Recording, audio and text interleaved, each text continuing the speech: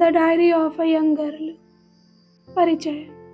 Netherlands में एक 13 वर्षीय लड़की को उसके जन्मदिन पर एक डायरी दी गई। 2 दिन के बाद उसने उस डायरी में लिखना शुरू कर दिया। यह एक ठेठ किशोर लड़की की एक ठेठ डायरी थी। यह 1942 का जून था। एडोल्फ हिटलर ने तब महाद्वीपीय यूरोप में यहूदियों के खिलाफ अपना आक्रामक अभियान शुरू ही किया था। उनकी सेनाओं ने इस महाद्वीप के अधिकांश हिस्से पर पहले से ही कब्जा कर रखा था। ऑस्ट्रिया, चेकोस्लोवाकिया और पोलैंड तो उसके पत्तों की तरह एक के बाद एक ढह गए थे। और जब जर्मनों ने नीदरलैंड में प्रवेश किया, यह छोटी लड़की, जो एक यहूदी थी, अपने पिता ओटो फ्रैंक, अपनी माँ एडिथ, बहन मार्गोट और 3 लोगों के एक परिवार के साथ उस इमारत की ऊपरी मंजिल में, जहाँ एम्स्टर्न्स में उसका पिता काम किया करते थे, एक लकड़ी की अलमारी के पीछे छुपे हुए सील बंद कमरे में गुप्त स्थान में चली गई। वहाँ वह अन्य लोगों के साथ 2 साल तक गुप्त रही, जब तक कि उन सभी को धोखा नहीं दिया गया और उसके बाद कब्जा करने वाली जर्मन सेना के सैनिकों को द्वारा दूर एक यातना शिविर में भेज दिया गया, जहां अंततः सन्निपात के कारण मर जाती है।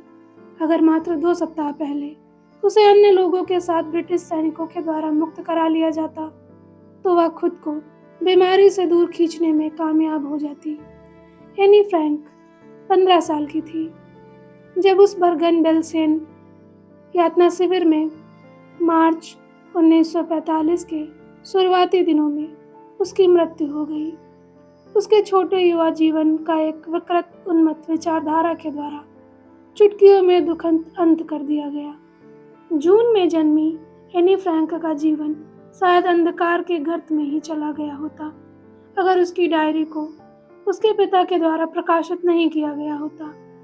यह 1 नंबर भर रह गई होती, एक सरकारी फाइल में खो गया द्वितीय विश्व युद्ध के मानवीय पक्ष के दस्तावेजीकरण का एक अनुमानित अनजाना आंकड़ा। लेकिन यह तो होना ही था। यद्यपि उसने 1942 की गर्मियों में डायरी लिखना शुरू किया था, लेकिन उसने इसे कभी एक यहूदी के रूप में भूमिगत में अपने अनुभवों का एक रिकॉर्ड बनाने के इरादे से नहीं लिखा था। एनी की डायरी उसके लिए एक पूरी ईमानदारी और स्पष्टता से खुद को व्यक्त करने का एक स्थान था। वह कुछ भी लिखने से हिचकती नहीं थी।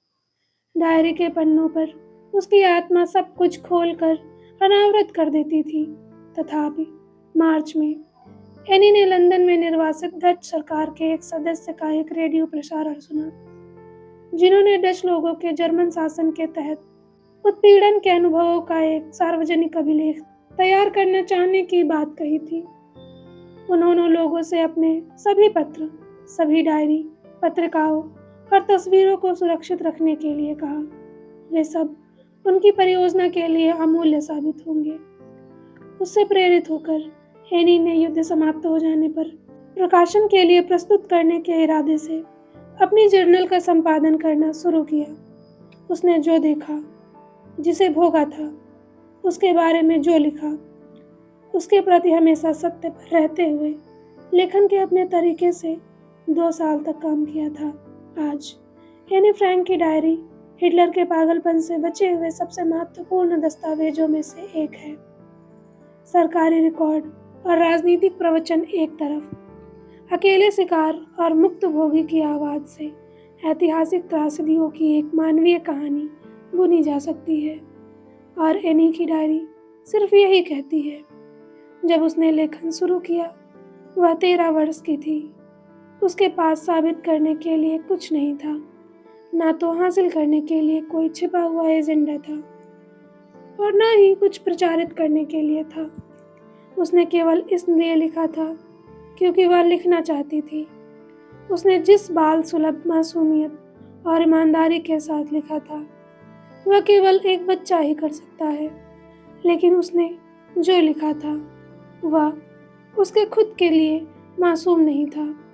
उस महाविपदा के चारों ओर सभी विवादों और बहसों के बीच एनी की डायरी पीड़ितों की ओर से आने वाले दस्तावेजों को सर्वाधिक कुशलता से अनुरक्षित और प्रकाशित करती हुई महाविपदा का एक प्रतीकात्मक पाठ बन गई।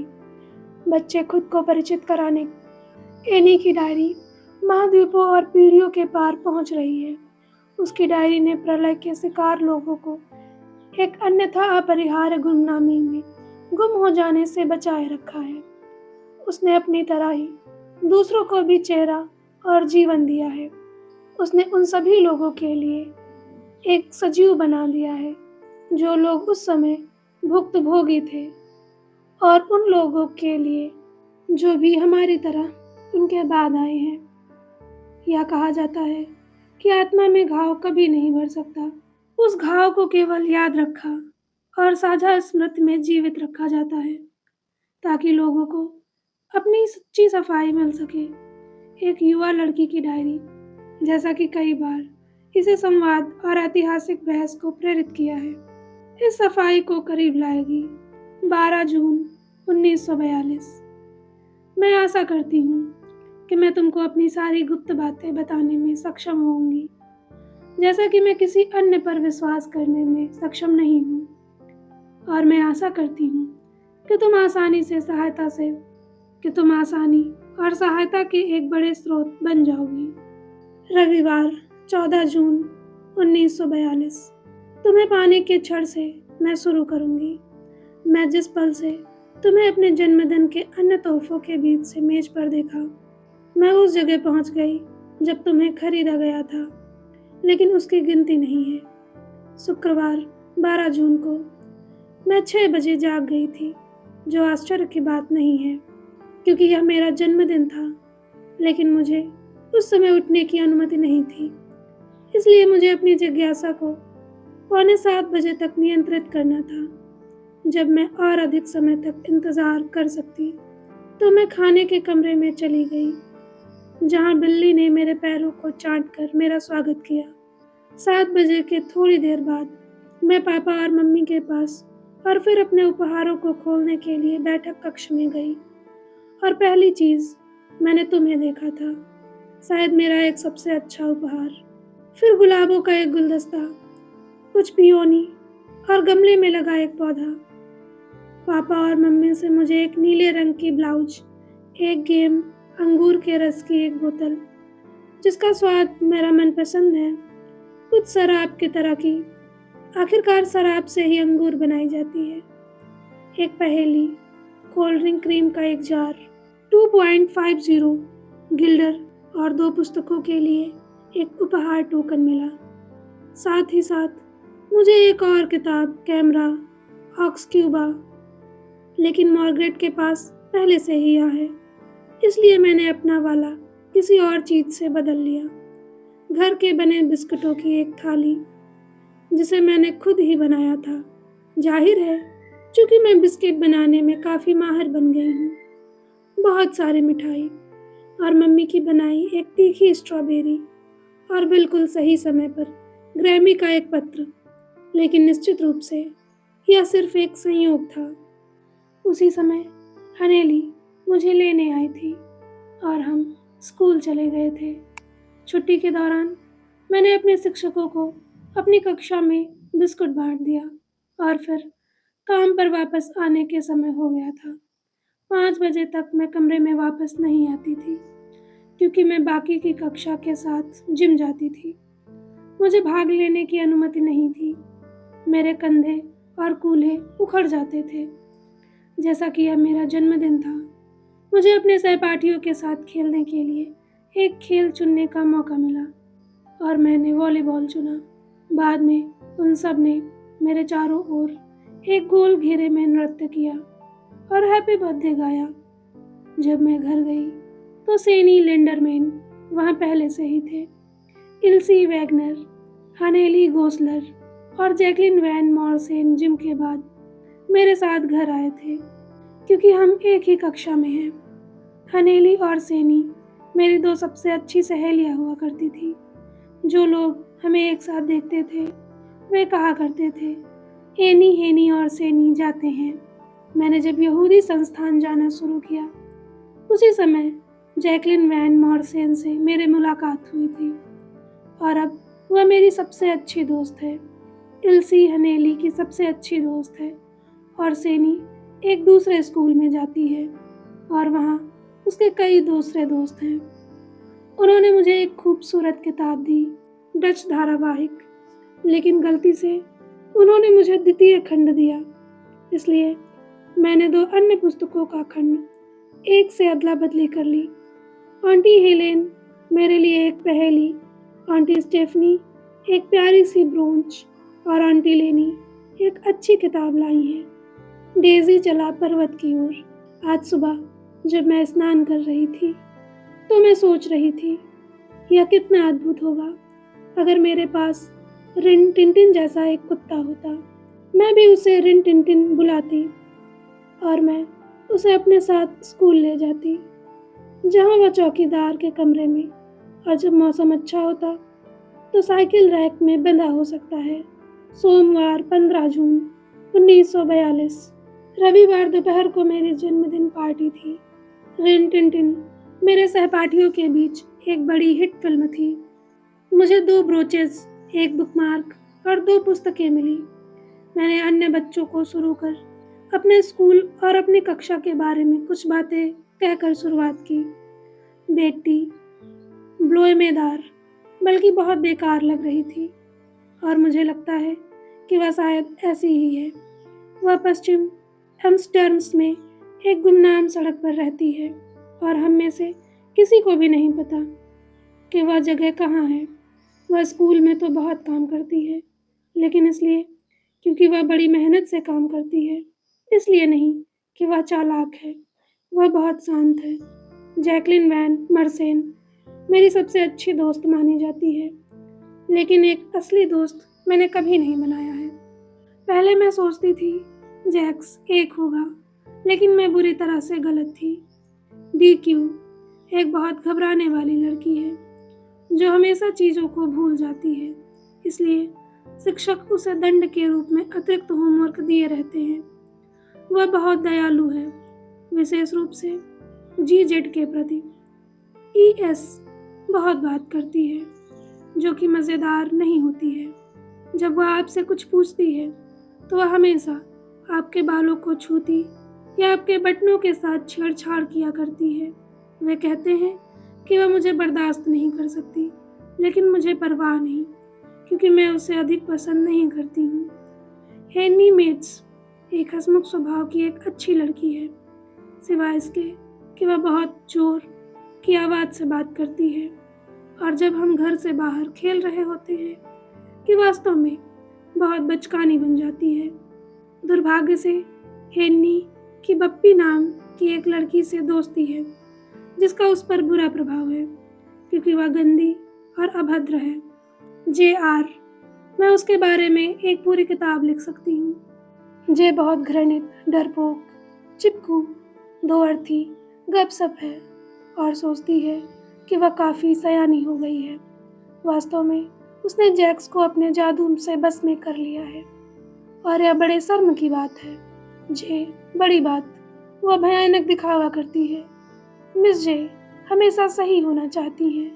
वह बहुत अमीर है और उनके पास बड़े प्यारे कपड़े और एक भारी अलमारी है, जो कि उसके लिए बहुत पुराने पड़ गए हैं। उसे लगता है कि वह अत्यंत खूबसूरत है, लेकिन वह नहीं है। जे और मैं एक दूसरे को बर्दाश्त नहीं कर सकते हैं। इल्सी वैगनर एक हंसमुख स्वभाव वाली एक अच्छी लड़की है, लेकिन वह बहुत नक चढ़ी है और किसी चीज़ के बारे में रोने बिलखने में घंटों खर्च कर सकती है। इल्सी मुझे बहुत पसंद करती है। वह बहुत चतुर है, लेकिन आलसी है। हनेली गोल्सर या लीज जैसा उसे स्कूल में बुलाया जाता है। कुछ अजीब सी है। वह आमतौर पर शर्मीली बनी रहती है, घर में मुखर, लेकिन अन्य लोगों के साथ संकोची। आप जो कुछ उससे कहते हैं वह सब कुछ अपनी माँ को बता देती है, लेकिन वह वही बताती है जो वह सोचती है। और हाल ही में मुझे उसकी बहुत बड़ी सराहना करनी पड़ी। नेनी वैन फ्रॉग सिगार, छोटी, अजीब और समझदार है। मुझे लगता है कि वह अच्छी है वह बहुत चालाक है। नैनी के बारे में यह कह सकने के लिए आपके पास कुछ ज़्यादा नहीं होता है। FJ डोग मेरी राय में बहुत बढ़िया है, हालांकि यह केवल 12 साल की है। वह काफ़ी हद तक एक औरत जैसी है। वह मुझसे एक बच्चे की तरह व्यवहार करती है। वह बहुत सहयोगी प्रवृत्ति की है और मैं उसे पसंद भी करती हूँ। GZ हमारी क्लास में सबसे सुंदर लड़की है। उसका चेहरा बहुत सुंदर है, लेकिन वह थोड़ी बेवकूफ़ है। मुझे लगता है कि उसका 1 साल रोकने जा रहा है, लेकिन निश्चित रूप से मैंने उसे यह नहीं बताया है। और GZ के बगल में बैठी हम 12 लड़कियों में मैं अंतिम हूँ। लड़कों के बारे में बहुत कुछ कहा जा सकता है, यह शायद इतना सब होने के बाद नहीं। मैरिस कोस्टर में मेरे कई प्रशंसकों में से एक हैं, लेकिन एक बहुत बड़ा परजीवी है। सल्ली स्प्रिंगर का मन गंदा है और उसके सारे काम अफवाहों में चलते हैं। फिर भी मुझे वह कमाल का लगता है, क्योंकि वह बहुत ही विनोदी है। एमिल बोनोविट GZ का प्रशंसक है, लेकिन वह कोई परवाह नहीं करती हैं। वह बहुत उबाऊ है। रॉब कोहेन वह मुझसे प्यार करता था, लेकिन मैं उसे अब और बर्दाश्त नहीं कर सकती। वह एक अप्रिय लड़का है, दोहरे चरित्र का झूठ बोलने वाला, रिरियाने वाला, थोड़ा निंदा करने वाला, जो भयानक रूप से खुद की राय को सबसे ऊपर रखता है। मैक्स वैन डे वेल्ड मेदे ब्लिक का एक खेतिहार लड़का है, लेकिन जैसा मार्गरेट कहेंगी, एक सभ्य प्रकार का। हरमन कोपमन भी एक गंदी मानसिकता वाला है, ठीक जो PAD बियर की तरह, जो एक भयानक इश्कबाज और लड़कियों का पीछा करने वाला है। लियो ब्लूम जो POD बियर का सबसे अच्छा दोस्त है, लेकिन अपने गंदे दिमाग से बहुत बुरा है। अल्बर्ट डे मॉन्टेसरी स्कूल से आया है और 1 साल कूद गया था। वह वास्तव में होशियार है। लियो स्लागेर भी उसी स्कूल से आया है, लेकिन उतना होशियार नहीं है। आर्यू स्टोपेल्मो अल्मेलो से आया है, एक नासमझ लड़का है जो वर्ष के मध्य में इस स्कूल में स्थानांतरित हुआ था। CN वह सब कुछ करता है जिसकी उससे उम्मीद नहीं होती है। जैक्स कोसनर 2 हमारे पीछे की ओर, हमारे G और मैं के बगल में बैठा अपने आप की मूर्खताओं पर हंसता रहता है। हैरी स्टाप हमारी क्लास का सबसे सभ्य लड़का है। वह बहुत अच्छा है।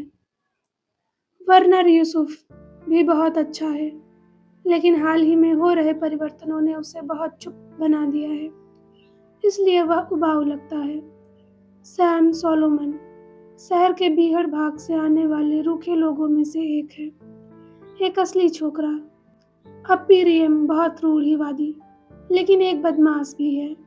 शनिवार 20 जून 1942 मेरे जैसे किसी के लिए एक डायरी में लिखना एक बहुत ही अजीब अनुभव है। केवल इसलिए ही नहीं कि मैंने पहले ऐसा कुछ नहीं किया है, बल्कि इसलिए भी कि मुझे लगता है कि बाद में ना तो मुझे और ना किसी और को 13 वर्षीय छात्रा के चिंतन में रुचि होगी। ओह अच्छा, यह कोई बात नहीं है। मैं महसूस करती हूँ लिखना मुझे पसंद है, और मुझे अपने दिल की सभी प्रकार की बातें लिखने की अधिक ज़रूरत भी है। कागज़ में लोगों की तुलना में अधिक धैर्य होता है। मैंने उन दिनों इस एक कहावत के बारे में सोचा था जब मैं थोड़ी उदास महसूस कर रही थी और अपनी थोड़ी को अपनी हथेली पर टिकाए घर में रहने या बाहर जाने के बारे में सोचते हुए जब घर पर उबी हुई और उदास बैठी थी। अंत में मैं वहीं रुक गई जहाँ थी। हाँ, कागज अधिक धैर्य रखता है, क्योंकि इस कठोर समर्थित नोटबुक को, जिसे धूमधाम से एक डायरी के रूप में जाना जाता है, किसी और को पढ़ने के लिए कहने की मैं योजना नहीं बना रही हूँ, जब तक कि मैं कभी भी एक सच्चा दोस्त ना ढूंढ लूँ, या शायद जरा भी अंतर नहीं बना पाएगा। अब मैं उस मुद्दे पर वापस आती हूँ जिसने मुझे एक डायरी को पहले स्थान पर रखने के लिए प्रेरित किया। मेरा कोई दोस्त नहीं है। मुझे इसे और अधिक स्पष्ट रूप से कहने दे, क्योंकि कोई भी विश्वास नहीं करेगा कि एक 13 वर्षीय लड़की दुनिया में पूरी तरह से अकेली है और मैं नहीं हूँ। मेरे प्यारे माता पिता और एक 16 वर्षीय बहन है और करीब 30 लोग ऐसे हैं जिन्हें मैं दोस्त कह सकती हूँ। मेरे प्रशंसकों की एक भीड़ है जो अपनी प्रेम भरी आंखें मेरी ओर बंद नहीं कर सकते और जो कभी कभी एक टूटी हुई जेबी दर्पण का उपयोग करने के सहारे से कक्षा में मेरी एक झलक पाने की कोशिश करते हैं। मेरा एक परिवार है, प्यारी चाची और एक अच्छा घर। नहीं नहीं, मेरी एक सच्चे दोस्त को छोड़कर सतह पर सब कुछ मौजूद लगता है। मैं जिन सब चीज़ों के बारे में सोचती हूँ, मैं जब दोस्तों के साथ होती हूँ तो उनका एक अच्छा समय चल रहा होता है। मैं अपने आप को रोज़मर्रा की लेकिन साधारण चीज़ों के अलावा और किसी चीज़ के बारे में बात करने के लिए प्रस्तुत नहीं हो पाती। हम अधिक करीब हो पाने में सक्षम होते हुए नहीं लगते हैं और यही समस्या है। शायद यह मेरी गलती है कि हम एक दूसरे में विश्वास नहीं करते। किसी भी परिस्थिति में, किसी भी तरह वे सब चीज़ें हैं और दुर्भाग्य से वे बदलने के प्रति उत्तरदायी नहीं है। इसी कारण से मैंने डायरी लिखनी शुरू कर दी है। मेरी कल्पना में इस लंबे समय से प्रतीक्षित दोस्त की छवि सुधारने के लिए ज़्यादातर लोग जिस तरह से करते हैं, मैं इस डायरी के तथ्यों को संक्षेप में नहीं लिखना चाहती हूँ, बल्कि डायरी को अपना दोस्त बनाना चाहती हूँ और मैं इस दोस्त को किट्टी नाम से बुलाने जा रही हूँ। यदि मैं किट्टी को लिखी मेरी कहानियों में पूरी तरह डुबकी लगाऊं, मैं अपने जीवन की एक संक्षिप्त बेहतर रूपरेखा प्रदान करूं, चूँकि कोई इसका एक शब्द भी नहीं समझेगा, जिसे करने से मैं बहुत घृणा करूंगी। मेरे पिता, मैंने जिनको कभी नहीं देखा है, उनमें से सबसे प्यारे पिता हैं। उन्होंने जब मेरी माँ से शादी किया था तब वे 36 साल के और माँ 25 साल की थी। मेरी बहन मार्गोट मुख्य जर्मनी में फ्रैंकफर्ट में 1926 में पैदा हुई थी। मैं 12 जून 1929 में पैदा हुई थी। मैं 4 साल की उम्र में फ्रैंकफर्ट में रहती थी। क्योंकि हम यहूदी हैं, इसलिए मेरे पिता 1933 में, जब वह डच ओपेक्टा कंपनी, जो जाम बनाने में इस्तेमाल होने वाले उत्पादों का विनिर्माण करती है, के प्रबंध निदेशक बन गए, हॉलैंड में आकर बस गए। मेरी माँ एथित होलांदर फ्रैंक सितंबर में उनके साथ हॉलैंड चली गई, जबकि मार्गोट और मुझे हमारी दादी के साथ रहने के लिए आकिन भेज दिया गया। दिसंबर में मार्गोट थाईलैंड चली गई और फरवरी में मैं जब मार्गोट के जन्मदिन के तोहफे के रूप में मेज पर पटक दी गई थी, मैंने उसी समय मॉन्टेसरी नर्सरी स्कूल जाना शुरू किया था। मैं 6 साल की होने तक वहाँ रही। जिस समय मैंने पहली कक्षा में जाना शुरू किया था, 6ठी कक्षा में मेरी शिक्षिका स्कूल की संचालिका श्रीमती कुपेरूस थी। वर्ष के समाप्ति पर हमें एक शोकाकुल विदाई कहने के लिए हम दोनों की आंख में आंसू थे, क्योंकि मुझे यहूदी लिसेयुम को स्वीकार कर लिया गया था, जहाँ मार्गोट भी स्कूल जाती थी।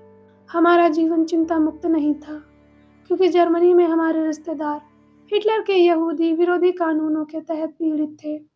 1938 में हुए नरसंहार के बाद मेरे 2 मामा, मेरी माँ के भाई, जर्मनी के उत्तरी अमेरिका में सुरक्षित शरण पाने भाग गए। मेरी बुजुर्ग नानी हमारे साथ रहने आ गई। उस समय वह 73 साल की थी। मई 1940 के बाद अच्छे समय बहुत कम और काफ़ी अंतराल में थे।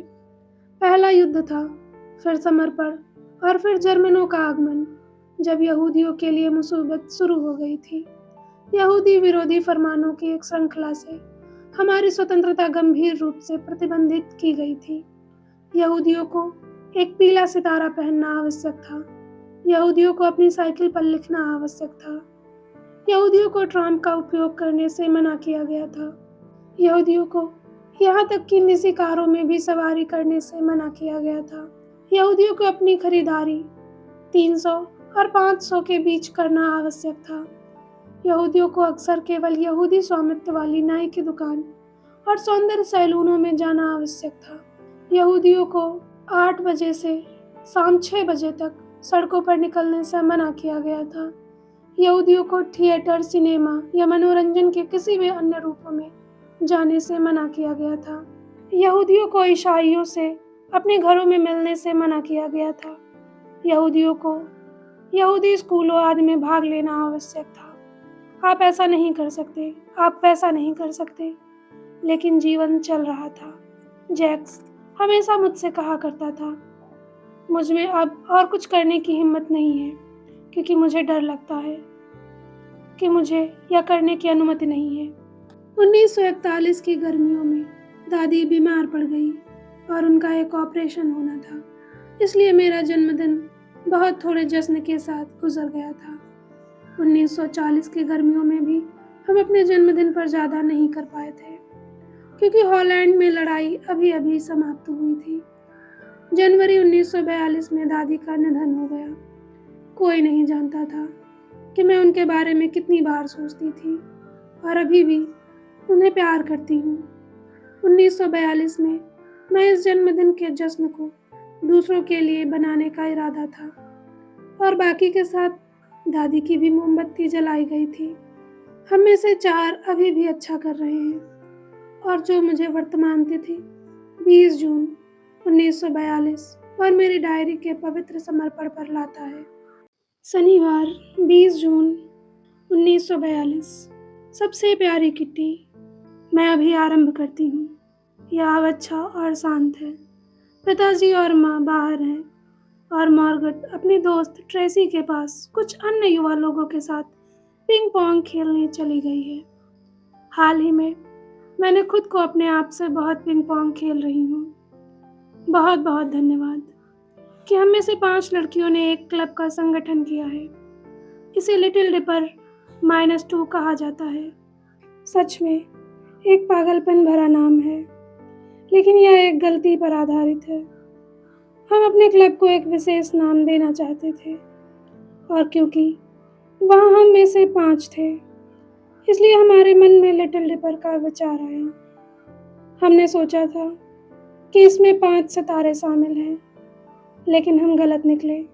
यह 7 है, सप्तऋषि की तरह, जिसको -2 बताता है। एल्सी वैगनर के पास एक टेनिस सेट है और वैगन हमें हम जब चाहें अपने बड़े से भोजन कक्ष में खेलने देते हैं। चूँकि हम 5 टेनिस खिलाड़ियों को आइसक्रीम बहुत पसंद है, खासकर गर्मियों में। चूँकि टेनिस खेलते हुए आप गर्म हो जाते हैं, इसलिए हमारे खेल आमतौर पर निकटतम आइसक्रीम पार्लर की एक यात्रा के साथ खत्म होते हैं, जो कि यहूदियों को अनुमति देता है, या तो ओएसिस या डेल्फी। अपने पर्स से पैसे का हमारे लंबे समय से उपयोग कर दिए जाने के बाद से ओएसिस में इतना व्यस्त अधिकतर समय, जो कि हम हमारे परिचित या एक प्रशंसक उदार युवा पुरुषों को खोजने में प्रतिबंधित करते हैं, जो हमें इतनी अधिक आइसक्रीम की पेशकश कर सके जितनी हम एक हफ्ते में खा सकते हैं। आप शायद मुझे इस एक छोटी उम्र में प्रशंसकों के बारे में बात करते सुनकर थोड़ा हैरान हो रहे होंगे। दुर्भाग्य से या नहीं, जैसा भी मामला हो सकता है, यह बुराई हमारे स्कूल में बड़े पैमाने पर हो रही दिखती है। जैसे ही एक लड़का पूछता है कि क्या वह मेरे साथ साइकिल से घर तक चल सकता है, और हम बातें करना शुरू कर देते हैं, 10 में से 9 बार मुझे यकीन होता है कि हो सकता है कि वह मौके पर ही आसक्त हो जाएगा और एक पल के लिए मुझे अपनी दृष्टि से ओझल नहीं होने देगा। उसकी ललक अंत में ठंडी हो जाएगी, खासकर क्योंकि मैं उसकी भावुक निगाह की उपेक्षा कर दूंगी और मज़े से अपने रास्ते पर चलती रहूंगी।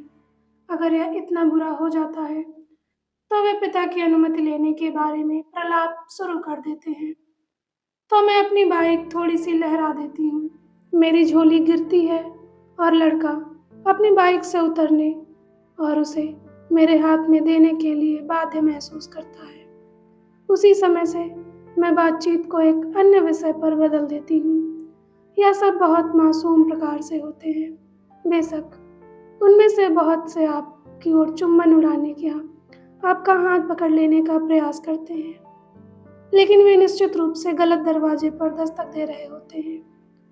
मैं बाइक से उतर पड़ती हूँ और या तो मैं आगे या उसके साथ आने से मना कर देती हूँ, या अपमानित महसूस होना दर्शाती हूँ और उन्हें साफ साफ शब्दों में मेरे साथ के बिना घर जाने के लिए कह देती हूँ। तुम यहाँ हो। अब हमने अपनी दोस्ती का आधार तैयार कर लिया है। कल तक तुम्हारी एनी। रविवार 21 जून 1942। सबसे प्यारी किट्टी। हमारी पूरी कक्षा कांप रही है, कारण जाहिर है आगामी बैठक है जिसमें शिक्षक तय करेंगे कि किसे अगली कक्षा में भेजा जाएगा और किसे रोका जाएगा। आधी कक्षा शर्त लगा रही है जीजेड और मैं हमारे पीछे के दो लड़कों को CN और जॉब कोसर नोट की मूर्खता पर आपस में हंस रहे हैं, जिन्होंने छुट्टियों की अपनी पूरी बचत को शर्त पर दांव पर लगा दिया है। सुबह से रात तक तुम पास होने जा रहे हो। नहीं, मैं नहीं। हाँ, तुम कर रहे हो। नहीं, मैं नहीं। यहाँ तक कि जी की सिफारिश करना और मेरे गुस्से का विस्फोट भी उन्हें शांत नहीं कर सकता। अगर आप मुझसे पूछे तो पूरी कक्षा में बहुत सारे मूर्ख हैं। लगभग 1/4 को रोक लिया जाना चाहिए, लेकिन शिक्षक पृथ्वी पर सबसे अप्रत्याशित जीव होते हैं। हो सकता है कि इस बार वे एक बदलाव की सही दिशा में अप्रत्याशित हो जाएंगे। मैं अपनी दोस्त और अपने आप के बारे में बहुत चिंतित नहीं हूँ। हम यह कर लेंगे। मैं केवल गणित विषय के बारे में चिंतित नहीं हूँ। वैसे भी हम केवल इंतजार कर सकते हैं। तब तक हम एक दूसरे को हिम्मत न हारने के लिए कह रहे हैं। मैं अपने शिक्षकों के साथ बहुत अच्छी तरह से मिलती हूँ। उन 9 में से 7 पुरुष और 2 महिलाएं हैं। श्री केसिंग, बूढ़े दकियानूस जो गणित सिखाते हैं, मुझसे काफ़ी समय से नाराज थे क्योंकि मैं बहुत ज़्यादा बात करती हूँ। कई चेतावनियों के बाद उन्होंने मुझे अतिरिक्त होमवर्क सौंप दिया। एक गप्पी विषय पर एक निबंध लिखना। एक गप्पी। आप इस बारे में क्या लिख सकते हैं? इस बारे में मैं बाद में चिंता करूँगी। मैंने फैसला किया। मैंने शीर्षक अपनी नोटबुक पर लिख लिया है और अपने बैग में डाल लिया है और शांत बने रहने की कोशिश की है। उस शाम अपना बाकी के होमवर्क समाप्त कर लेने के बाद निबंध के बारे में नोट पर मेरी आंखें गड़ गईं। मैंने अपनी कलम की नोक चबाते हुए इस विषय के बारे में सोचना शुरू कर दिया। कोई भी चक्राव और शब्दों के बीच बहुत रिक्त स्थान छोड़ सकता है, लेकिन बात करने की आवश्यकता को साबित करने की तरकीब तो कायल तुर्कों के साथ ही आती है। मैं सोचती रही और तब तक अचानक मुझे एक विचार सूझ गया। श्री केसिंग ने मुझे जो सौंपा था उस पर मैंने 3 पृष्ठ लिखे और संतुष्ट थी। मैंने तर्क दिया कि बात करना एक महिला की विशेषता है और मैं इसे नियंत्रण में रखने की अपनी पूरी कोशिश करूंगी, लेकिन मैं इस आदत से अपने आप को अलग करने में कभी भी सक्षम नहीं होंगी, क्योंकि मेरी माँ अगर अधिक नहीं तो मैं जितना करती हूँ उतनी ज़्यादा बात तो करती ही हैं, और आप विलासिता लक्षणों के बारे में ज़्यादा कुछ नहीं कर सकते। श्री केसिंग मेरे तर्कों पर खूब हंस रहे थे, लेकिन जब मैं अगले पाठ पर अपने तरीकों से बात करने के लिए बढ़ी, उन्होंने मुझे एक दूसरा निबंध सौंप दिया। इस बार निबंध एक असुधार्य गप्पी पर था। मैंने इसे स्वीकार कर लिया। तीसरे सबक के दौरान उनके पास अंतिम रूप से पर्याप्त था। एनी फ्रैंक, कक्षा में बात करने के लिए सजा के रूप में एक निबंध लिखो जिसका शीर्षक होगा श्रीमती गप्पी ने बोला, क्वाक क्वाक क्वाक। पूरी कक्षा ठहाके लगाने लगी। मैं भी हंस पड़ी। हालांकि मैं गप्पी के विषय पर अपनी सरलता लगभग समाप्त कर चुकी थी और कुछ और सोचने का समय था, कुछ मौलिक। मेरी दोस्त सेनी ने, जो कविता लिखने में अच्छी है, मुझे शुरू से अंत तक कविता में निबंध लिखने में मेरी मदद करने की पेशकश की। मैं खुशी से उछल पड़ी। केसिंग इस हास्यास्पद विषय के साथ मेरा एक मजाक उड़ाने की कोशिश कर रहे थे, लेकिन मैं सुनिश्चित करना चाहती हूँ कि यह खुद उन पर ही मजाक था। मैंने अपनी कविता समाप्त की और यह सुंदर थी। यह 3 बतख बच्चे के साथ एक माँ और एक पिता हंस के बारे में थी, जो पिता के द्वारा मार डालने के पीटे गए थे क्योंकि वे बहुत ज़्यादा बोलते थे। सौभाग्य से केसिंग ने मजाक को सही तरीके से लिया। उन्होंने वह कविता अपनी टिप्पणी में जोड़ते हुए कक्षा में और कई अन्य कक्षाओं में भी पढ़ी। तब से मुझे बात करने की अनुमति दी गई और कोई अतिरिक्त होमवर्क भी नहीं सौंपा गया। इसके विपरीत केसिंग इन दिनों हमेशा मजाक करते रहते हैं। तुम्हारी एनी। बुधवार 24 जून 1942। सबसे प्यारी किट्टी, आज दिन बहुत ताप रहा है। हर कोई हाँफ और डांफ रहा है और इस गर्मी में मुझे हर जगह चलना है। केवल अब मैं महसूस करती हूँ कि एक ट्राम कितना सुखद है, लेकिन हम यहूदियों को अब इस विलासिता का उपयोग करने की अनुमति नहीं है। हमारे 2 पैर ही हमारे लिए पर्याप्त हैं। बीते दिन खाने के समय पर जॉन के दंत चिकित्सक के साथ मेरी एक नियुक्ति थी। हमारे स्कूल में एक लंबा रास्ता है। उस दोपहर को मैं अपनी मेज पर लगभग सो गई थी। सौभाग्य से लोग स्वतः ही आपको पीने के लिए कुछ प्रस्तावित करते हैं। दंत चिकित्सा सहायक सचमुच दयालु हैं।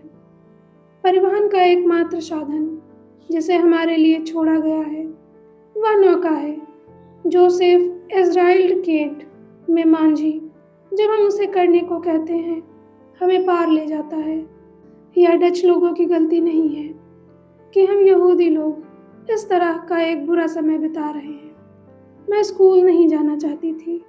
ईस्टर की छुट्टियों के दौरान मेरी बाइक चोरी हो गई और माँ की बाइक सुरक्षित रखने के लिए पिताजी ने किसी ईसाई दोस्त को दे दी।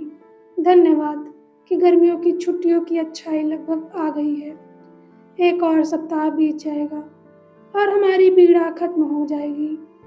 पिछली सुबह कुछ अनपेक्षित हुआ जब मैं साइकिल रैक से गुजर रही थी। मैंने अपना नाम बुलाया जा रहा सुना। मैं पीछे घूमी और सामने एक प्यारा सा लड़का था। मैंने इससे पहले शाम को अपने दोस्त विल्मा के साथ मुलाकात की थी। वह विल्मा का दूसरा चचेरा भाई है। मैं सोचती हूँ कि विल्मा अच्छी थी जो वह है, लेकिन वह कभी भी जो बात करती है सब लड़कों के बारे में होती है और वह बोर करता है। वह कुछ हद तक झेपता हुआ मेरे पास आया और हेलो सेल्सबर्ग के रूप में खुद को पेश किया। मैं थोड़ा हैरान थी और यकीन नहीं था कि वह क्या चाहता था, लेकिन इसका पता लगाने में मुझे ज़्यादा वक्त नहीं लगा। उसने पूछा कि क्या मैं उसे अपने साथ स्कूल तक चलने की अनुमति दूंगी, जितनी दूर तक आप उस रास्ते पर आगे जाना चाहेंगी। मैं आपके साथ चलूंगी, मैंने कहा, और इसलिए हम एक साथ चलने लगे। हेलो 16 साल का था और सभी प्रकार की मज़ेदार कहानियों को सुनाने में अच्छा है। आज सुबह फिर से वह मेरा इंतज़ार कर रहा था और मुझे उम्मीद है कि वह आगे भी करेगा। एनी। बुधवार 1 जुलाई 1942। सबसे प्यारी किट्टी, आज तक ईमानदारी से मैं तुम्हें लिखने का समय नहीं निकाल पाई। गुरुवार को पूरे दिन मैं दोस्तों के साथ व्यस्त थी। शुक्रवार को हमारी मंडली चल रही थी और इसी तरह से आज तक समय बीत गया। हेलो और मैं पिछले सप्ताह से एक दूसरे को बहुत अच्छी तरह से जानने लगे हैं और उसने मुझे अपने जीवन के बारे में बहुत कुछ बताया। वह गेल सेंकिरचेन से आता है और अपने दादा दादी के साथ रह रहा है। उसके माता पिता बेल्जियम में हैं, लेकिन वहाँ जाने का उसके पास कोई रास्ता नहीं है। हेलो की उर्सुला नाम की एक प्रेमिका है। मैं उसे भी जानती हूँ। वह पूरी तरह से आकर्षक और पूरी तरह से उबाऊ है। मुझसे उसकी मुलाकात होने के बाद से हेलो को एहसास हो गया कि उर्सुला की तरफ से सो रहा है। मैं तो एक स्फूर्ति टॉनिक की तरह बन गई हूँ। आप कभी नहीं जानते कि आप किसके लिए अच्छे हैं। जैक्स ने शनिवार की रात यहाँ बिताई। रविवार की दोपहर वह हनीली के साथ था और मैं बुरी तरह से ऊब गई थी। उस शाम हेलो के आने की उम्मीद थी, लेकिन लगभग 6 बजे उसने फ़ोन किया। मैंने फ़ोन का जवाब दिया और उसने कहा, मैं हेलमुथ सिल्वेरबर्ग में हूँ। क्या मैं एनी से बात कर सकता हूँ? ओह हेलो, मैं एनी हूँ। ओह हेलो एनी, आप कैसी हैं? बहुत अच्छी, धन्यवाद। मैं सिर्फ माफ़ी मांगना चाहता था, लेकिन मैं आज रात नहीं आ सकता। हालांकि मैं आपसे कुछ बात करना चाहता हूँ। अगर मैं अभी 10 मिनट में आपको अपने साथ ले जाने के लिए आता हूँ, तो क्या यह ठीक होगा? हाँ, यह ठीक है। अलविदा। ठीक है, मैं अभी आता हूँ। अलविदा। मैंने फ़ोन काट दिया। जल्दी से अपने कपड़े बदले और अपने बालों को ठीक किया। मैं बहुत घबरा रही थी। मैं उसे देखने के लिए खिड़की से चिपक गई थी। अंत में वह आ गया।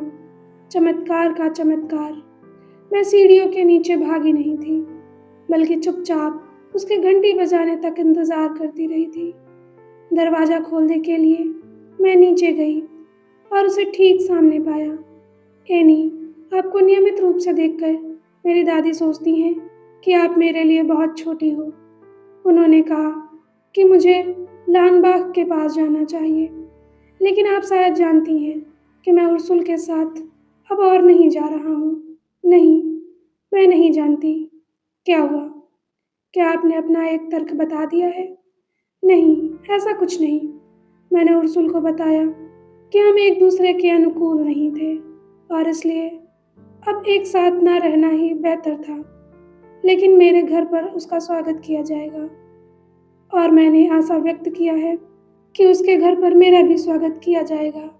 असल में मुझे लगता है कि उर्सुल किसी और लड़के के प्रेम में पड़ गई है और मैंने उसके साथ उसी अनुसार व्यवहार किया था। लेकिन यह सच नहीं था और फिर मेरे चाचा ने कहा कि मुझे उससे माफ़ी मांगनी चाहिए थी, लेकिन निश्चित रूप से मैंने ऐसा महसूस नहीं किया था और यही कारण था कि मैंने उसका साथ छोड़ दिया। लेकिन वह कारणों में से सिर्फ एक था। अब मेरी दादी मुझे उर्सुल के साथ देखना चाहती हैं, तुम्हारे साथ नहीं। लेकिन मैं इस बात से सहमत नहीं हूँ और मैं नहीं जा रहा हूँ। कभी कभी बूढ़े लोगों के विचार वास्तव में पुराने जमानों के विचार होते हैं, लेकिन इसका मतलब यह नहीं है कि मुझे उनके साथ जाना है। मुझे अपने दादा दादी की ज़रूरत है, लेकिन एक निश्चित अर्थ में उनको भी मेरी ज़रूरत है। अब से मैं बुधवार की शाम से मुक्त हो जाऊंगा। तुम समझ सकती हो, मेरे दादा दादी ने मुझे एक लकड़ी की नक्काशी की कक्षा में डाल दिया है, लेकिन वास्तव में मुझे जियोनिस्ट द्वारा आयोजित एक क्लब में जाना है। मेरे दादा दादी मुझे नहीं जाने देना चाहते क्योंकि वे जियोनिस्ट विरोधी हैं। मैं एक कट्टर यहूदी नहीं हूँ, लेकिन इसमें मेरी रुचि है। वैसे भी हाल ही में एक ऐसी गड़बड़ हो गई है कि मैं छोड़ने की योजना बना रहा हूँ, तो अगले बुधवार मेरी आखिरी बैठक होगी। इसका मतलब यह है कि मैं तुमसे बुधवार की शाम, शनिवार की दोपहर, शनिवार की शाम, रविवार की दोपहर और शायद उससे भी ज़्यादा मिल सकता हूँ। लेकिन अगर आपके दादा दादी आपको यह करने नहीं देना चाहते हैं, तो आपको उनके विरुद्ध नहीं जाना चाहिए। प्रेम और युद्ध में सब कुछ चलता है। ठीक तभी हम ब्लैक बोर्ड की किताब के दुकान से गुजरे और पीटर स्टीव 2 अन्य लड़कों के साथ वहां आए हुए थे। तब तक की उम्र में पहली बार उन्होंने मुझसे नमस्ते कहा था और वास्तव में मुझे अच्छा लगा था। सोमवार शाम हेलो पिता और माँ से मिलने के लिए आया था। मैंने एक केक और कुछ मिठाई खरीदी थी और हमने चाय और बिस्किट लिया था। काम, लेकिन ना तो हेलो और ना ही मैंने अपनी कुर्सियों पर जमकर बैठने का महसूस किया, इसलिए हम टहलने चले गए और उसने 8:20 तक मुझे मेरे दरवाजे पर नहीं पहुंचाया। पिताजी गुस्से में थे। उन्होंने कहा कि समय पर घर वापस ना आना मेरे लिए बहुत गलत था। मुझे भविष्य में 8:20 से पहले ही घर में होने का वादा करना पड़ा था। मैंने हेलो से शनिवार को मिलने को कहा था। विल्मा ने मुझे बताया कि एक रात जब हेलो उसके घर पर था, उसने उससे पूछा था तुम सबसे ज़्यादा किसे पसंद करते हो, उर्सुल या एनी को? उसने कहा। इससे तुम्हें कोई मतलब नहीं है। लेकिन जैसे ही वह जाने लगा, बाकी शाम उन्होंने एक दूसरे से बात नहीं की थी। उसने कहा, ठीक है, मैं एनी को ज़्यादा पसंद करता हूँ, लेकिन किसी को बताना मत। अलविदा। और हुस, वह दरवाजे से बाहर था। हर चीज़ में वह जो करता था या कहता था, मैं उसे देख सकती हूँ कि हेलो मेरे साथ प्रेम में है, और यह एक बदलाव के लिए एक तरह से अच्छा है। मार्गोट कहेगी कि हेलो एक सभ्य तरह का है। मुझे भी ऐसा लगता है, लेकिन वह उससे कहीं अधिक है। माँ भी उसके प्रति प्रशंसा से भरी है। एक अच्छा दिखने वाला लड़का, अच्छा और विनम्र। मुझे खुशी है कि वह हर किसी के साथ बहुत लोकप्रिय है। मेरी गर्लफ्रेंड को छोड़कर वह सोचता है कि वे बहुत ही बचकाने और इस बारे में सही हैं। जैक्स अभी भी उनके बारे में मुझे चिढ़ाता है, लेकिन मैं उसके साथ प्यार में नहीं हूँ। वास्तव में नहीं। लड़कों को मित्र बनाना मेरे लिए ठीक है। कोई भी परवाह नहीं करता। माँ हमेशा मुझसे पूछती रहती है कि जब मैं बड़ी होंगी तो मैं किससे शादी करने जा रही हूँ, लेकिन मैं शर्त लगा सकती हूँ, वह कभी यह अनुमान नहीं करती होंगी कि यह पीटर है, क्योंकि मैंने अपने आप के उस विचार से बाहर बिना कोई भाव प्रदर्शित किए उससे बात की है। मैंने पीटर को इतना प्यार किया है जितना कि मैंने कभी किसी को नहीं किया, और मैंने अपने आप को बताया है कि वह केवल मेरे प्रति अपनी भावनाओं को छिपाने के लिए अन्य सभी लड़कियों के चारों ओर घूमता रहता है। शायद वह सोचता है कि हेलो और मैं एक दूसरे के साथ प्यार में हैं, जो हम नहीं हैं। वह सिर्फ एक दोस्त है, जैसा कि माँ कहती है, एक विवाह प्रस्तावक। तुम्हारी एनी। रविवार 5 जुलाई 1942। प्रिय किट्टी, परीक्षा परिणाम की शुक्रवार को यहूदी नाटक घर में घोषणा हो गई थी। मेरा रिपोर्ट वाकई बहुत बुरा नहीं था। मुझे 2B + 2B को छोड़कर एक में D, एक में C, बीजगणित में और बाकी सब में B मिला था। मेरे माता पिता संतुष्ट हैं, लेकिन जब ग्रेड की बात आती है तो अन्य माता पिता की तरह नहीं है। वे अच्छी या बुरी रिपोर्ट के बारे में कभी भी चिंता नहीं करते, जब तक मैं स्वस्थ और खुश हूँ और बहुत ढीठ नहीं होती हूँ। वे संतुष्ट रहते हैं। यदि ये 3 बातें ठीक हैं तो बाकी सब कुछ का ख्याल रख लेंगे। मैं ठीक विपरीत हूँ। मैं एक बुरी छात्र नहीं होना चाहती। मैंने यहूदी लिसेयम को एक सशर्त आधार पर स्वीकार किया है। मैं मॉन्टेसरी स्कूल में ही रहना चाहती थी, लेकिन जब यहूदी के लिए यहूदी स्कूलों में जाना आवश्यक था, अंत में श्री एतले काफ़ी अनुनय करने पर लीस गोसलर और मुझे स्वीकार करने के लिए सहमत हुई।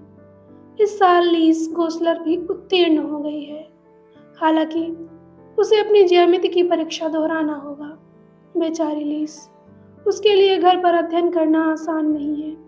उसकी एक बिगड़ैल छोटी 2 वर्षीय नवजात बहन सारा दिन उसके कमरे में खेलती रहती है। अगर गेबी उसके तरीके से नहीं चलता तो वह चिल्लाना शुरू कर देती है, और यदि लीस उस पर ध्यान नहीं देती तो श्रीमती गोसलर चिल्लाने लगती हैं, और लीस को अपना होमवर्क करने के लिए बहुत कम समय मिलता है। और जब तक यह मामला ऐसा ही रहता है तो उसे जो अतिरिक्त ट्यूशन मिल रहा है वह भी ज़्यादा मदद नहीं करेगा। गोसलर का पूरा घर वास्तव में एक नज़ारा है। श्रीमती गोसलर के माता पिता बगल वाले घर में रहते हैं, लेकिन खाना परिवार के साथ ही खाते हैं। एक काम पर रखी लड़की है, बच्चा है, हमेशा अन्यमनस्क और अनुपस्थित श्री गोसलर, और हमेशा परेशान और चिड़चिड़ी श्रीमती गोसलर, जो एक और बच्चे की उम्मीद कर रही हैं। लीस, उसकी सारी योग्यता इस तबाही में खो जाती है। मेरी बहन मॉर्गट को भी उसकी रिपोर्ट मिल गई है, हमेशा की तरह बहुत खूब। अगर हमारे पास सम्मान के साथ एक जैसी बात थी तो वह सम्मान के साथ उत्तीर्ण हो गई थी। वह बहुत होशियार है। हाल ही में पिताजी बहुत ज़्यादा घर पर रहने लगे हैं। कार्यालय में करने के लिए उनके पास कुछ भी काम नहीं है। आपकी ज़रूरत नहीं है। महसूस करना बहुत भयानक होता है।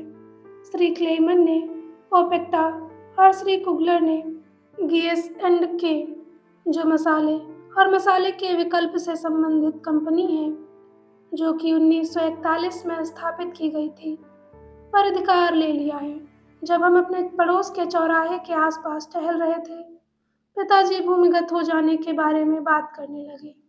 उन्होंने कहा कि दुनिया के बाकी हिस्सों से कट कर जीना हमारे लिए बहुत मुश्किल होगा। मैंने उनसे पूछा कि वह अब इसे क्यों नहीं ला रहे थे। अच्छा एनी, उन्होंने जवाब दिया, तुम जानती हो कि 1 साल से अधिक हो चुके हैं। हमने अपने कपड़े, भोजन और फर्नीचर अन्य लोगों के पास भेज दिया है। हम अपने सामानों को जर्मनों के द्वारा जब्त किया जाना नहीं चाहते, ना ही हम खुद उनके चुंगल में पड़ना चाहते हैं। इसलिए हम अपनी स्वयं की मर्जी से चले जाएंगे और घसीटे जाने का इंतजार नहीं करेंगे। लेकिन कब पिताजी? वह इतने गंभीर लग रहे थे कि मुझे डर लगने लगा। तुम चिंता मत करो, हम सब कुछ का ख्याल रख लेंगे। तुम जितना कर सकती हो, सिर्फ अपनी चिंता मुक्त जीवन का आनंद लो। बस इतना ही था। ओह, शायद ये निराशाजनक शब्द अधिकतम संभव लंबे समय तक हमारे लिए सच न बने। दरवाजे की घंटी बज रही है। हेलो, यहाँ है। रुकने का समय नहीं है। तुम्हारी एनी। बुधवार 8 जुलाई 1942। सबसे प्यारी किट्टी, रविवार की सुबह से यह वर्षों की तरह लग रहा है। इसी बीच बहुत कुछ घटित हो गया है, मानो पूरी दुनिया अचानक उलट पलट हो गई हो। लेकिन आप देख सकती हैं कि किट्टी और मैं अभी भी जिंदा हैं। और मुख्य बात यही है कि पापा कहते हैं मैं जिंदा हूँ, ठीक है, लेकिन मत पूछो कि कहाँ और कैसे।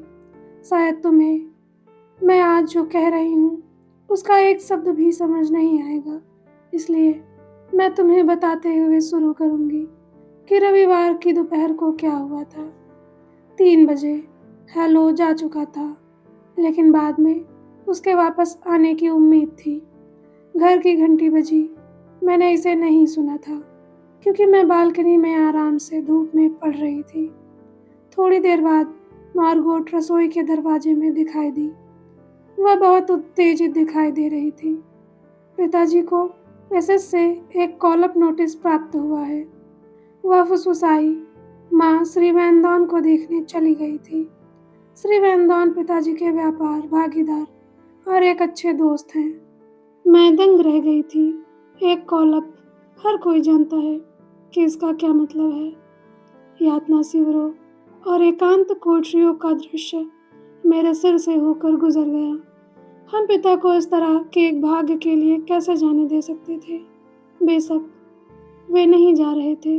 मार्गोट ने घोषित कर दिया कि हम बैठक कक्ष के कमरे में माँ का इंतजार कर रहे थे। माँ श्री वैनडॉन के पास यह पूछने के लिए गई थी कि क्या हम कल अपने छिपने की जगह पर स्थानांतरित कर सकते हैं। वैनडॉन हमारे साथ जा रहे थे। कुल मिलाकर हम 7 लोग जाएंगे। चुप्पी। हम बात नहीं कर पा रहे थे। पिता के बारे में सोचना, किसी का यहूदी अस्पताल में जाकर मिलना और क्या हो रहा था से पूरी तरह से अनजान। माँ के लिए एक लंबा इंतजार, गर्मी, रहस्य, इन सब ने हमें चुप रहने तक सीमित कर दिया था। अचानक घंटी फिर बजी। वाह, हेलो है, मैंने कहा। दरवाज़ा मत खोलना, मार्गोट ने मुझे रोकने के लिए कहा, लेकिन यह आवश्यक नहीं था क्योंकि हमने माँ और श्री वैनडॉन को हेलो से बात करते हुए सीढ़ियों से उतरते हुए सुना। और फिर उनमें से 2 अंदर आए और उनके पीछे का दरवाज़ा बंद हो गया।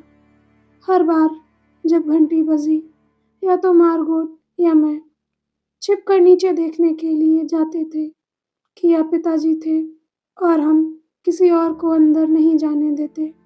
मार्गोट और मुझे कमरे के बाहर भेज दिया गया क्योंकि श्री वैनडॉन माँ से अकेले में बात करना चाहते थे। जब वह और मैं अपने बेडरूम में बैठे थे, मार्गोट ने मुझे बताया कि कॉल अब पिता के लिए नहीं बल्कि उसके लिए था। इस दूसरे सदमे से मैंने रोना शुरू कर दिया। मार्गोट 16 की थी। जाहिर तौर पर वह उसकी उम्र की लड़कियों को अपने दम पर दूर भेजना चाहते थे, लेकिन भगवान का शुक्र है वह नहीं जा रही होगी। माँ ने खुद से इतना कहा जो पक्का पिता के कहने का मतलब था। जब वे हमारे भूमिगत में जाने के बारे में मुझसे बात कर रहे थे। भूमिगत? हम कहाँ छिपे होंगे? शहर में, देश में, एक घर में, एक झोपड़ी में? कब, कहाँ, कैसे? ये तमाम सवाल थे जिन्हें पूछने की मुझे अनुमति नहीं थी, लेकिन वे अभी भी मेरे दिमाग में घूम रहे थे। मार्गोट और मैंने एक झोले में अपने सबसे महत्वपूर्ण सामानों की पैकिंग करनी शुरू कर दी। पहली चीज़ जो मैंने रखी वह यह डायरी थी, और फिर रंग, रुमाल, स्कूली किताबें और कंघी और कुछ पुराने पत्र। गुप्त स्थान में जाने की सोच के द्वारा व्यक्त मैंने बैग में पागलपन भरी चीज़ें भर दी, लेकिन मैं माफ़ी नहीं मांगती। यादें मेरे लिए कपड़े से अधिक मायने रखती हैं। अंत में 5 बजे के आसपास पिताजी घर आए और हमने श्री क्लेमन से यह पूछने के लिए कि क्या वे आज शाम तक आ सकते हैं उनको फ़ोन किया। श्री वैन दान ने विदा ली और मिएप को लेने चले गए। मिएप अपने साथ जूते, कपड़े, जैकेट, अंडरवियर और स्टॉकिंग्स से भरा एक बैग लेकर आ गई और उस रात के बाद फिर वापस आने का इरादा किया। उसके बाद हमारे फ्लैट में पूरी शांति थी। हम में से किसी ने भी खाने की ज़रूरत महसूस नहीं की। अभी भी बहुत गर्मी थी और सब कुछ बहुत ही अजीब था। हमने अपने ऊपर के बड़े कमरे को अपने 30वें दशक में एक तलाकशुदा आदमी श्री गोल्डस्मिथ को किराए पर दे दिया था, जिसको जाहिर है कि शाम को कुछ भी नहीं करना था। चूँकि हमारे सभी विनम्र संकेतों के बावजूद वह 10 बजे तक आसपास लटके रहे। मिएप और जान जीएप 11 बजे आए थे, जो 1933 के बाद पिताजी की कंपनी के लिए काम कर रही हैं। एक करीबी दोस्त बन गई हैं और इसलिए उनके पति जान भी एक बार फिर जूते, स्टॉकिंग्स, किताबें और अंडरवियर मिएप के बैग और जान की गहरी जेब में गायब हो गए। 11:30 पर वे फिर से गायब हो गए।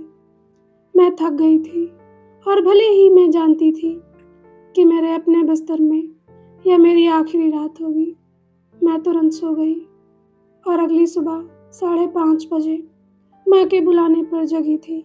सौभाग्य से आज रविवार की तरह गर्मी नहीं थी। दिन भर अच्छी बारिश होती रही। हम में से 4 लोग बहुत सारे कपड़ों की परतों में लिपटे हुए थे।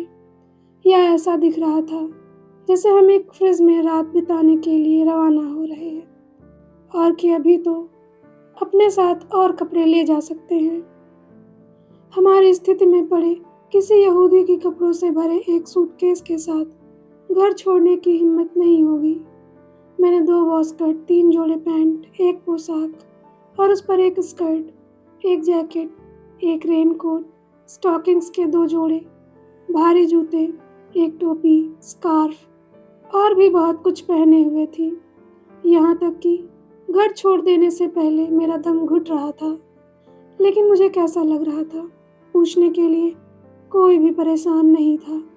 मार्गोट ने अपने स्कूली बस्ते को स्कूली किताबों से भर लिया, अपनी साइकिल ली और मिएप के मार्गदर्शन में सवार होकर महान अज्ञात में चली गई। किसी भी कीमत पर मैंने इसके बारे में कितना भी सोचा था, मुझे अभी भी पता नहीं था कि हमारे छुपने की जगह कहाँ थी। 7:30 पर हमने भी अपने पीछे दरवाज़ा बंद कर दिया। मोर्तजे, मेरी बिल्ली, ही केवल जीवित प्राणी थी जिसे मैंने अलविदा कहा। हमारे द्वारा श्री गोल्डस्मिथ के लिए छोड़े गए एक नोट के अनुसार उसे पड़ोसियों के पास ले जाया जाना था, जो उसे एक अच्छा घर देंगे। मुड़ी तुड़ी भेड़, मेज के नाश्ते की चीज़ें, रसोई घर में बिल्ली के लिए आधा किलो मांस, इन सब ने छाप बनाया और हम जल्दी से चले गए। लेकिन हमारे इन छापों में कोई दिलचस्पी नहीं थी। हम तो वहाँ से बाहर निकलना और कहीं दूर सुरक्षित अपने गंतव्य पर पहुँचना चाहते थे, और कुछ भी मायने नहीं रखता था। और अधिक कल, तुम्हारी एनी। गुरुवार 9 जुलाई 1942। सबसे प्यारी किट्टी।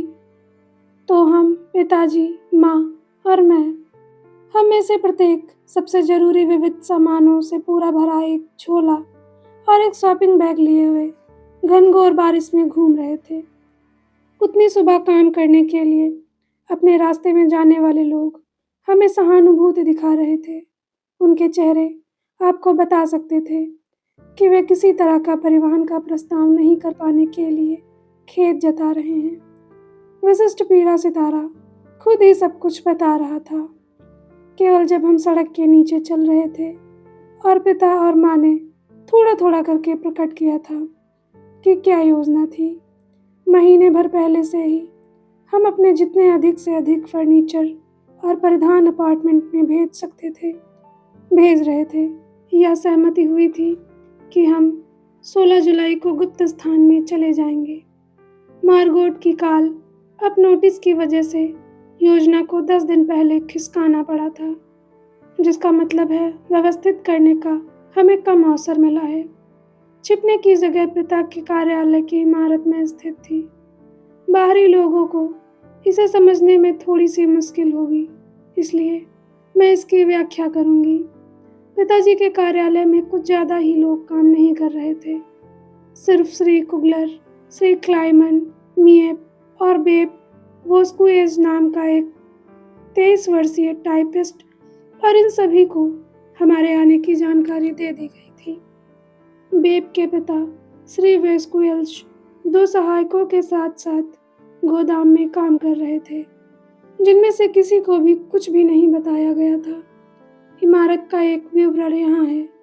भूतल पर एक बड़ा गोदाम, एक कार्यशाला, एक गोदाम के रूप में प्रयोग किया जाता है और कई अलग अलग भागों में बांटा गया है, जैसे कि गोदाम और पिसाई रूम, जहाँ दालचीनी, लौंग और काली मिर्च का एक स्थानापन्न की पिसाई होती है। गोदाम के दरवाजे के बगल में एक और बाहरी दरवाजा, कार्यालय के लिए एक अलग से प्रवेश द्वार। बस कार्यालय के दरवाजे से अंदर आते ही एक दूसरा दरवाजा, और उसके पीछे एक सीढ़ी है। सीढ़ियों के ऊपर एक तुहिनाच्छादित खिड़की के साथ एक और दरवाजा है, जिस पर काले अक्षरों में कार्यालय शब्द लिखा है। यह एक बड़ा फ्रंट ऑफिस है, बहुत बड़ा, बहुत हल्का, बहुत भरा हुआ। बेप, मिएप और श्री क्लाइमन दिन के दौरान वहाँ काम करते हैं। एक सेफ, कपड़ों की एक अलमारी, एक स्टेशनरी की एक बड़ी सी अलमारी युक्त एक गुफा से गुजरने के बाद आप छोटे अंधेरे घुटन भरे बैंक ऑफिस में आते हैं। इसका श्री कुगलर और श्री वैनदान द्वारा साझे में इस्तेमाल किया जाता था, लेकिन अब श्री कुगलर अकेले में ही इस्तेमाल कर रहे हैं। श्री कुगलर के कार्यालय में गलियारे से भी होकर पहुंचा जा सकता है, लेकिन केवल अंदर से खोले जा सकने वाले एक कांच के दरवाजे के माध्यम से, लेकिन जिसे बाहर से आसानी से नहीं खोला जा सकता। अगर आप श्री कुगलर के कार्यालय को छोड़कर लंबे सकरे गलियारे में कोला स्टोर के पीछे से होकर आगे बढ़ते हैं और 4 कदम ऊपर जाते हैं, तो आप खुद को निजी कार्यालय में पाते हैं, जो पूरी इमारत की सजावटी वस्तु है। सुरुचिपूर्ण महोगनी फर्नीचर, गलीचे से ढका लिनोलियम फर्श, एक रेडियो, एक फैंसी दीपक, सब कुछ प्रथम श्रेणी का। अगले दरवाजे में पानी के एक हीटर और गैस के 2 छल्लों के साथ एक विशाल रसोई घर है, और बगल में एक शौचालय है। यही पहली मंजिल है। नीचे की तरफ जाते गलियारे से लकड़ी की एक सीढ़ी दूसरी मंजिल पर जाती है। सीढ़ियों के शीर्ष पर दोनों तरफ दरवाजे के साथ एक लैंडिंग है। बाईं तरफ का दरवाजा आपको मसाला भंडार क्षेत्र, मकान के सामने के हिस्से में अटारी और मचान में ले जाते हैं। विशिष्ट रूप से डच, बहुत तेज ढाल, टखने मोड़ देने वाली सीढ़ियों घर के सामने के हिस्से में सड़क पर खुलने वाले एक और दरवाजे से भी निकलती हैं।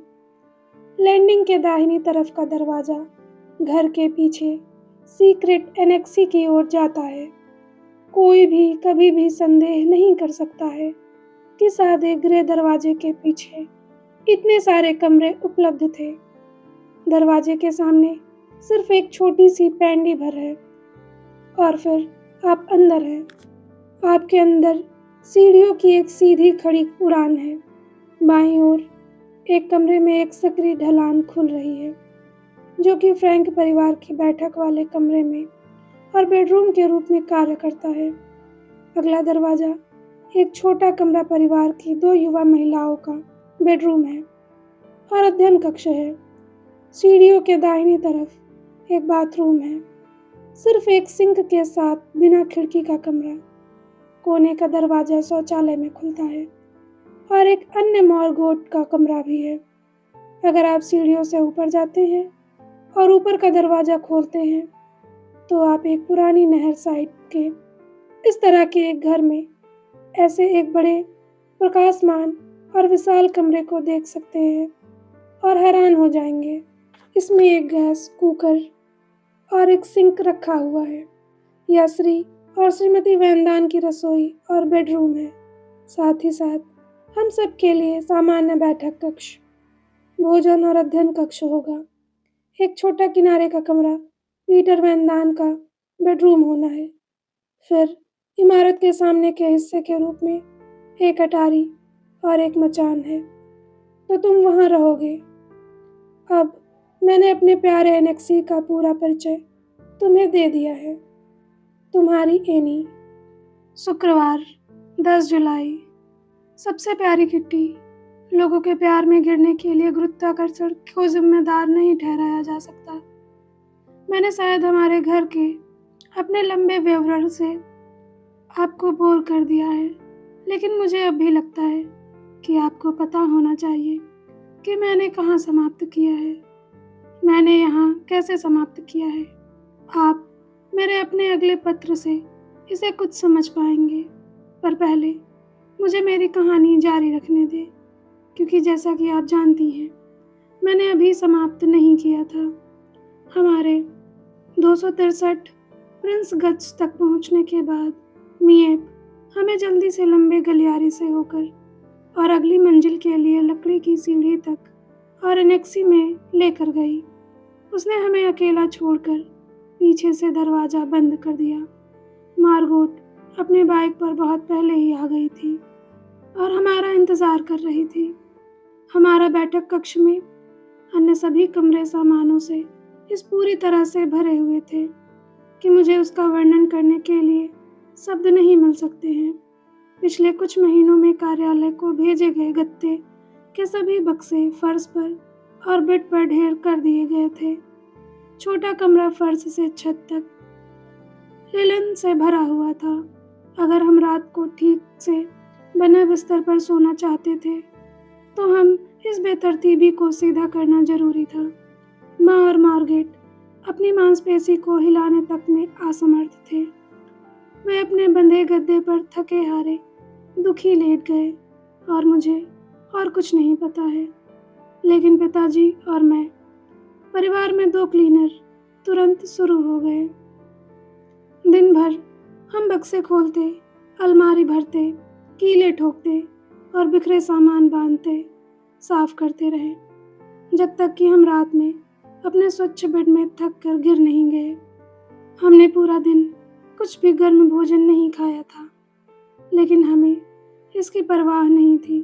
माँ और मार्गोट भी थक गए थे और खाने के लिए तनाव की स्थिति में थे, और पिताजी और मैं बहुत व्यस्त थे। मंगलवार की सुबह पिछली रात को हमने जहाँ छोड़ा था वहीं से शुरू कर दिया। बेप और मिएप हमारे राशन कूपन से खरीदारी करने गई थी। पिताजी हमारे अंधकार स्क्रीन पर काम किया। हमने रसोई की फर्श साफ की और एक बार फिर से सुबह से रात तक व्यस्त थे। बुधवार तक मेरे पास अपने जीवन में भारी बदलाव के बारे में सोचने का एक भी मौका नहीं था। फिर गुप्त एनेक्सी में हमारे आगमन के बाद पहली बार तुम्हें इन सब के बारे में बताने का और मेरे साथ क्या हुआ था और अभी तक क्या करना था उसका एहसास करने का मुझे एक पल मिला। 11 जुलाई शनिवार 1942। सबसे प्यारी किट्टी, माता पिता और मार्गोट अभी भी वेस्टेटोनिस घड़ी की आवाज़ का इस्तेमाल नहीं कर सकते जो हमें 15 मिनट के अंतराल पर समय बताती है। मुझे नहीं, मुझे शुरू से ही यह पसंद है। यह विशेष रूप से रात में बहुत आश्वस्त लगता है। कोई संदेह नहीं, आप सुनना चाहते हैं जो मैं गुप्तवास की शुरुआत में सोच रही थी। खैर, वह सब कुछ जो मैं कह सकती हूँ वह यह है कि मैं वास्तव में अभी तक कुछ नहीं जानती हूँ। मुझे नहीं लगता कि मैं कभी इस घर में घर जैसा महसूस कर पाऊंगी, लेकिन उसका मतलब यह नहीं है कि मुझे इससे नफरत है। यह कुछ अजीब वर्डिंग हाउस में छुट्टी पर होने की तरह है, भूमिगत जीवन को देखने का एक अजीब तरीका जैसा। लेकिन चीजें इसी तरह होती हैं। एनेक्सी छिपने के लिए एक आदर्श स्थान है। यह नम और असंतुलित हो सकता है, लेकिन शायद पूरे एम्स्टर्म्स में इससे अधिक आरामदायक छिपने की कोई जगह नहीं है। पूरे हॉलैंड में भी अब तक हमारे बेडरूम अपने खाली दीवारों के साथ बहुत भद्दे थे।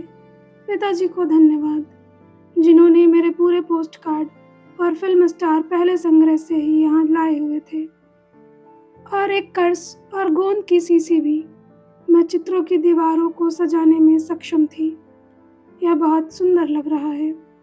जब वैनदान पहुँचेंगे, हम अलमारी और अन्य बेतरतीब चीज़ों को ठीक ठाक करने और अटारी में लकड़ी के ढेर को साफ करने में सक्षम हो जाएंगे। मार्गोट और माँ कुछ हद तक स्वस्थ हो गई हैं। कल पहली बार मटर का सूप पकाने में माँ अच्छा महसूस कर रही थी, लेकिन बाद में वह नीचे जाने वाली सीढ़ी पर बात कर रही थी और सभी को इसके बारे में भूल गया। मटर झुलस कर काले पड़ गए और पैन में जरा सा भी कुछ नहीं मिल सका। पिछली रात हम में से 4 नीचे निजी कार्यालय में गए और वायरलेस पर इंग्लैंड की बात सुनी। मैं बहुत डर रही थी, कोई उसे सुन सकता था कि मैंने पिताजी से मुझे वापस ऊपर पहुंचा देने के लिए विनती की। माँ मेरी चिंता समझ गई और मेरे साथ चली गई। हम जो भी करते थे, हमें पड़ोसियों के सुन या देख सकने का बहुत डर रहता था। हम तुरंत पहले दिन से ही पर्दे की सिलाई शुरू कर दिया। असल में आप शायद ही उन्हें पर्दे कह सकते हैं, क्योंकि वे आकार, गुणवत्ता और पैटर्न में बहुत भिन्न कपड़े के स्क्रैप के अलावा कुछ भी नहीं थे, जिसे पिताजी और मैंने आकुशल उंगलियों से टेढ़ा मेढ़ा सिले थे। कला के इन कार्यों को खिड़कियों पर लटका दिया गया था, जहाँ वे हमारे भूमिगत से बाहर आने तक रहेंगे। हमारे दाहिने तरफ की इमारत पीपा कंपनी जन्मात की एक फर्म की एक शाखा है और बाईं तरफ एक फर्नीचर कार्यशाला है। हालांकि वहाँ काम करने वाले लोग काम के घंटे के बाद परिसर में नहीं रुकते हैं। हम जो भी आवाज़ करेंगे दीवार के माध्यम से फैल सकती है। हमने मार्गरेट को रात में खांसने से मना कर दिया है, जबकि उसे बहुत ज़्यादा जुकाम हुआ है और उसे कोडीन की एक बहुत बड़ी खुराक दे रहे हैं। मैं वैनदान के आगमन का इंतज़ार कर रही हूँ, जो मंगलवार के लिए निर्धारित है। उनके आने से बहुत अधिक मज़ा आएगा और इतनी चुप्पी नहीं होगी। आप समझ सकते हैं कि शाम और रात के दौरान मुझे मौन परेशान करता है और मुझे नींद आने में अपने सहायकों को यहाँ मैं कुछ भी दे दूँगी। वास्तव में यहाँ यह बुरा नहीं है, क्योंकि हम अपना खाना पका सकते हैं और पिताजी के कार्यालय में रेडियो सुन सकते हैं। श्री क्लेमन और मिएप और बेब वो स्क्विल्स भी हमें बहुत मदद करते हैं। हमने पहले से ही बहुत अधिक रुबार्ब, स्ट्रॉबेरी और चेरी का फल संरक्षित कर लिया है, इसलिए कुछ समय के लिए मुझे ऊब होने का शक लगता है। हमारे पास पढ़ने की सामग्री की आपूर्ति भी है और हम बहुत सारे खेल भी खरीदने जा रहे हैं।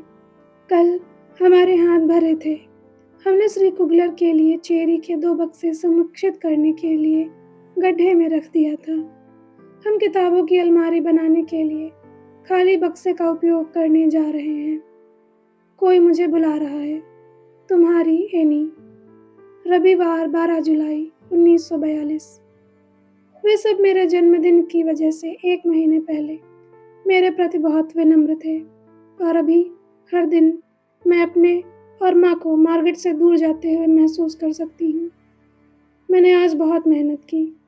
उन्होंने केवल 5 मिनट बाद मुझे फिर से उठाना शुरू करने के लिए मेरी प्रशंसा की। जिस तरह से वे मार्गरेट के साथ और जिस तरह से वे मेरे साथ व्यवहार करते हैं, उनमें आप आसानी से अंतर देख सकते हैं। उदाहरण के लिए, मार्गरेट ने वैक्यूम क्लीनर तोड़ दिया और उसकी वजह से हमें बाकी पूरे दिन प्रकाश के बिना रहना पड़ा।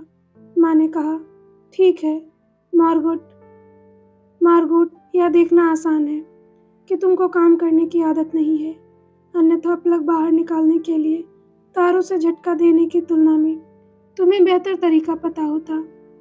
मार्गरेट ने कुछ जवाब नहीं दिया और उस कहानी का अंत हो गया। लेकिन इस दोपहर जब मैं माँ की खरीदारी की सूची में कुछ दोबारा लिखना चाहती थी, क्योंकि उनकी लिखावट को पढ़ना मुश्किल होता है, उन्होंने मुझे लिखने नहीं दिया।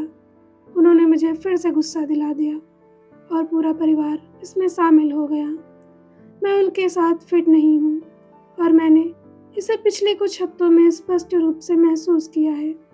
वे एक दूसरे के साथ बहुत भावुकतापूर्ण होते हैं, लेकिन इसके बजाय मैं अपने खुद के प्रति भावुकतापूर्ण रहती हूँ। वे हमेशा कहते रहते हैं, हम चारों का साथ होना कितना अच्छा है, और बिना एक भी पल गंवाए हम एक साथ इतनी अच्छी तरह रहते हैं। सोचने का तथ्य यह है कि मुझे उस तरह से नहीं महसूस हो रहा है। केवल एक पिताजी ही हैं जो मुझे समझते हैं, और फिर भी हालांकि वह आमतौर पर माँ और मार्गरेट का पक्ष लेते हैं। एक और बात जो मैं बर्दाश्त नहीं कर सकती, वह उनका बाहरी लोगों के सामने मेरे बारे में बात करना, उन्हें यह बताना कि मैं कैसे रोती हूँ या मैं कितनी समझदारी भरा बर्ताव करती हूँ। यह भयंकर है। और कभी कभी वे मुर्तजे के बारे में बात करते हैं और मैं उसे सहन नहीं कर सकती। मुर्तजे मेरी कमज़ोर बिंदु है। मैं उसे दिन के हर मिनट याद करती हूँ और कोई नहीं जानता कि मैं उसके बारे में कितने बार सोचती हूँ। जब भी मैं उसे याद करती हूँ, मेरी आंखें आंसुओं से भर जाती हैं। मुर्तजे बहुत प्यारी है और मैं उसे बहुत ज़्यादा प्यार करती हूँ। मैं सपने देखती रहती हूँ कि वह हमारे पास वापस आ गई है। मेरे बहुत से सपने हैं, लेकिन वास्तविकता यह है कि हमें यहाँ युद्ध खत्म हो जाने तक रहना होगा।